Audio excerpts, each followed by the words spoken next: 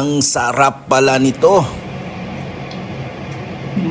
Lagyan ko lang ng mga maliliit na hiwa ang dalawang chicken thigh natin para madaling sumuot yung mga marinate natin mamaya. Wala tayong native chicken na bili kaya ito na lang muna. For the chicken and asal marinade, ilagay na natin ang ating nagayat na ginger, yung maliliit. I-add natin ang ating garlic, maliliit din ang hiwa. At saka yung ating lemongrass na hiniwa din natin ng maliliit.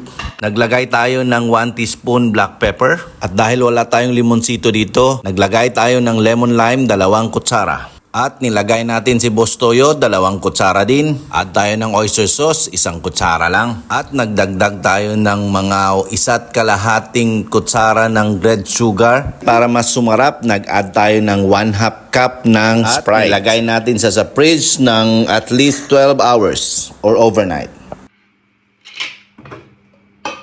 Ayan, ito, tuhugin na natin yung ating chicken. Baka matuhog pa ng iba yan. Yun. Dahil konti lang ating skewer at maliit lang yung ating griller, itong gawing style natin sa pagtuhog. Simula na tayo ng ating ihaw ng inasal. 4 na chicken thigh ang ating inihaw ngayon. 2 para sa inasal at 2 para sa nilagpang. Medyo mababa yung ating griller kaya ingat tayo nito kasi masusunog talaga ito. Kaya alalay lang talaga at parating ibaliktad yung ating chicken para hindi masunog at pantay-pantay yung luto. Let's eat ng ating chicken inasal. Swerte!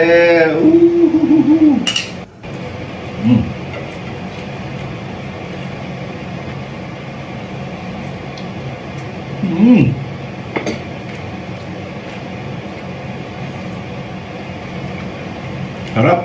Kain tayo.